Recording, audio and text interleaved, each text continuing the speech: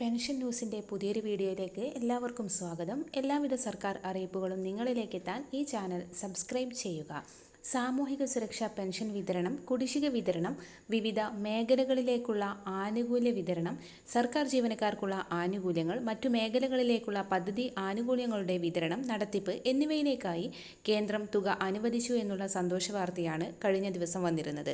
സാമൂഹിക സുരക്ഷാ പെൻഷനും കുടിശ്ശികയും കാത്തിരിക്കുന്ന 62 ലക്ഷത്തോളം വരുന്ന പെൻഷൻ ഗുണഭോക്താക്കൾക്ക്, ഇതോടൊപ്പം തന്നെ സർവീസ് പെൻഷൻകാർക്ക്, വിവിധ മേഖലകളിലെ ആനുകൂല്യം കൈപ്പറ്റുന്നവർ എന്നിവർക്ക് തുക എത്തിച്ചേരും.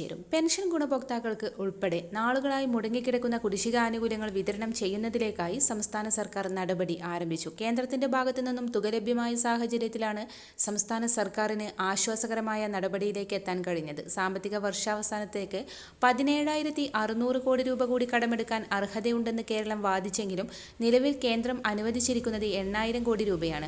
കഴിഞ്ഞ ദിവസമാണ് 8,000 കോടി രൂപ അനുവദിച്ച് ഉത്തരവായത്. ഇതിൽ 2,500 കോടി രൂപ കൂടി കടമെടുക്കാനുള്ള നീക്കം സംസ്ഥാന സർക്കാർ ഇന്ന് ആരംഭിക്കുകയും തുക എത്തിച്ചേരുകയും ചെയ്തു. ഫെബ്രുവരി മാസം 7-ന് അവതരിപ്പിക്കാൻ പോകുന്ന ബജറ്റിന് മുന്നോടിയായി പെൻഷൻ കുടിശ്ശികയും മറ്റു ആനുകൂല്യങ്ങളും വിതരണം ചെയ്യാനാണ് സർക്കാരിന്റെ തിരക്കിട്ട നീക്കം. ഈ സാഹചര്യത്തിൽ കേന്ദ്രത്തിൽ നിന്നും തുക അനുവദിച്ചത് സർക്കാരിന് കൂടുതൽ ആശ്വാസകരമായി തീർന്നിരിക്കുകയാണ്. വിവിധ സ്കീമുകളിലായി പെൻഷൻ തുക കൈപ്പറ്റുന്ന ഗുണഭോക്താക്കൾക്ക് ആനുകൂല്യങ്ങൾ എത്തിച്ചേരും. ജനുവരി മാസത്തിലെ തനത് പെൻഷൻ തുകയോടൊപ്പം കുടിശ്ശികയായിരിക്കുന്ന 4 മാസത്തിലെ പെൻഷൻ തുകയിൽ ഒരു ഗഡു കൂടി അനുവദിച്ചേക്കുമെന്നുള്ള അറിയിപ്പുകളാണ് നേരത്തെ പുറത്തു വന്നിരുന്നത്. തനത് തുകയോടൊപ്പം 1,600 കോടി വിതരണം ചെയ്യും.